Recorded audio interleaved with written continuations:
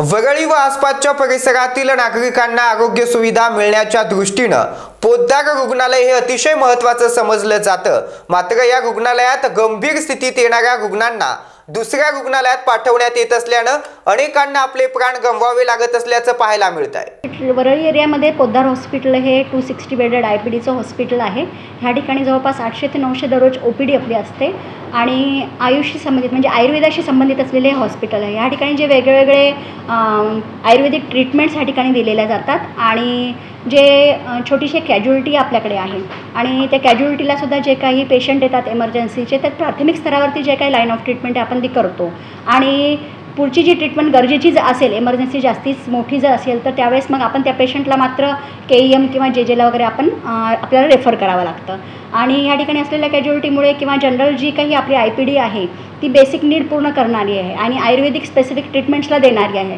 त्या ठिकाणी जे काही इमर्जन्सी असेल त्याला हँडल करण्यासाठी जे काही इंटेन्सिव्हिस्ट लागतात आणि जो काही सेटअप लागतो आपल्याला तो सेटअप ह्या ठिकाणी आपल्याकडे अवेलेबल नाही आहे कारण हे आयुषच्या अंडर आल्या कारणाने। फक्त आपल्याकडे कसं आहे IPDवर असल्या कारणाने आपल्याला जागेची उपलब्धता थोडीफार आपल्याकडे होऊ शकते, परंतु हे सगळे हँडलिंग करण्यासाठी जे काही फॅकल्टी उपकरणं जे कसं ते सेटअप गरजे पॅथॉलॉजी किंवा स्कॅनिंग वगैरे ह्या सगळ्या गोष्टी आपल्याकडे अवेलेबल नाही आहेत कारण ते आमच्या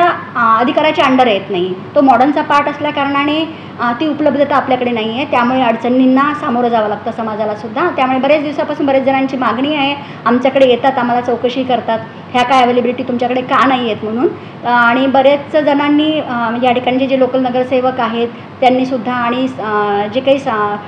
स्थानिक लोक आहेत त्यांनीसुद्धा या ठिकाणी शासनाकडे याबाबतीत मागणी केलेली आहे। मध्ये आम्हाला एकदा बोलवलंसुद्धा होतं आम्हाला आणि याबाबतीत काय करू शकतो याबाबत आमच्याकडे चौकशीसुद्धा केली होती। त्यानुसार आम्ही त्यांना पत्रव्यवहारसुद्धा केलेला आहे की आम्हाला जर ह्या गोष्टी तुम्ही उपलब्ध करून दिल्या तर आम्ही मोस्ट वेलकमच करू आपल्या पोद्दार हॉस्पिटलमध्ये हा ICU सेटअप सुरू करण्यासाठी। या संदर्भात सरकारकडे काही मागणी सर मागणी असं म्हणू शकणार नाही कारण जर आयुषच्या अंडर असल्या कारण आम्ही स्वतः म्हणू शकणार नाही की आम्हाला हा सेटअप द्या तुम्ही, परंतु जे काही या ठिकाणची लोकांची मागणी आहे त्यामुळे हे सेंट्रलाइज हॉस्पिटल आहे, जवळपास दुसरे कोणती मोठी कॅज्युअलिटी हँडल करणारे हॉस्पिटल नसल्या कारणाने जेव्हा आम्हाला विचारण्यात आलं की हा सेटअप तुमच्याकडे तयार करू शकता का तुम्ही, ह्या ठिकाणी तुमची काय ह्या ठिकाणी मदत असेल तर मग आम्ही त्यांना कळवलेलं आहे की ह्या गोष्टी तुम्ही उपलब्ध करून द्या त्या ठिकाणी, तर मग आम्ही त्याचं स्वागत